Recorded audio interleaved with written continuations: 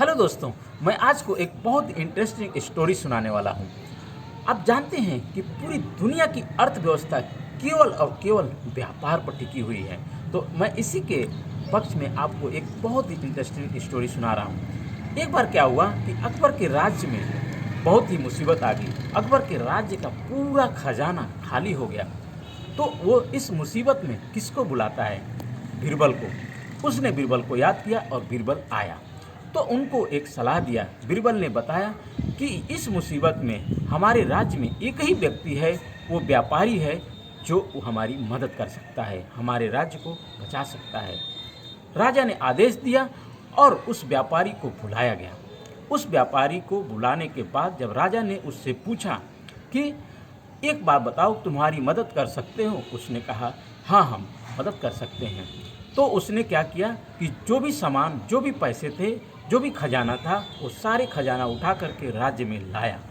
राजा ने देखा कि इतनी खजाना कहाँ से आए। उसने पूछा बहुत गुस्से से, इतना खजाना तुमने कहाँ से लाया?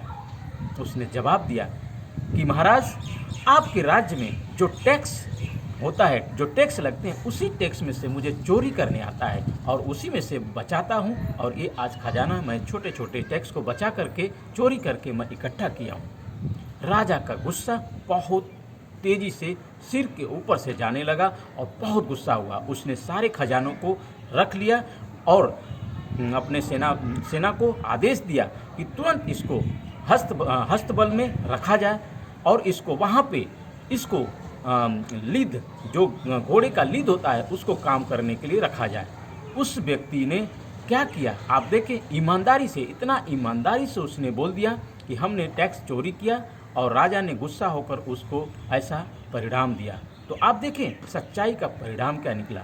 लेकिन जो व्यक्ति व्यापारी होता है, जो व्यक्ति सच्चे मन से व्यापार भी करता है, उसको देखो, न उसने कंप्लेन किया, न किसी को रोया किसी के सामने, और न कुछ डाउट किया, बिल्कुल अपने काम में लग गया। और वहाँ पे जब गोबर यानी लीद उठाने का काम चालू किया, फिर 6 महीना बाद आपने देखा कि वहाँ पे वो राज्य का खजाना बिल्कुल खाली हो गया। फिर उसके बाद राजा ने कहा कि अभी तो फिर हमारा खजाना खाली हो गया, तो किसको याद करेगा? बीरबल को। बीरबल फिर तो राजा ने कहा कि बीरबल ने कहा कि उसके पास तो खजाना अब कुछ नहीं बचा है। राजा ने कहा नहीं, वो व्यापारी है, कि वो बिल्कुल कुछ न कुछ उसके दिमाग में, वो कुछ न कुछ ऐसी संभावना रखा होगा जिससे कुछ बताएगा। वहाँ पे जब उसको गया तो सारे लोग उसको पूछे कि तुम हमारी हेल्प कर सकते हो क्या? तो राजा का आदेश आया हेल्प करने की। उसने बोला बिल्कुल, तुम जो है हमारे यहाँ से 2 गुना सामान ले जाओ। राजा बिल्कुल, और देखा कि 2 गुना सामान, दोबारा 2 गुना हेल्प करने के लिए बोल रहा है। अरे, जहाँ पे उसको नौकरी लीद लेने की थी, लीद उठाने की थी, वहाँ से इतनी पैसे कहाँ से? तब उसने उस व्यापारी से राजा ने पूछा कि तुमने ऐसा इकट्ठा धन कहाँ से किया? उसने क्या बोला कि मैं आपके राज्यों में जितने भी सेनापति, घुड़सवारी हैं, जितने भी लोग हैं, वो बिल्कुल भ्रष्टाचारी हैं। मैं उन भ्रष्टाचारियों से मैं उनको आदेश दिया, उनको बताया कि राजा का जो भी धन तुम लोग चुरा रहे हो, उसमें से कुछ हमारे पास रखो, नहीं तो मैं तुम्हारी पोल खोल दूंगा। तो आपने देखा कि वो संभावना, यानी वो जहाँ पे वो काम कर रहा है, हमेशा वो संभावना को खोजता रहा है। अब तो राजा की गुस्सा और तेजी से हो गया और सारे राज्य में बिल्कुल वो सोचने लगा कि हमारे सेनापति ये सारे, तो उसके ऊपर तो गुस्सा बिल्कुल हो गया। उसको आदेश दिया कि इसको यहाँ से उठा करके समुद्र के किनारे रख दो और वहाँ पे ऐसी इसको काम दिलाओ जिससे कि जितने भी जहाज आते हैं, वो जहाज को केवल काउंट करेगा, गिनेगा कि कितने आए कितने गए।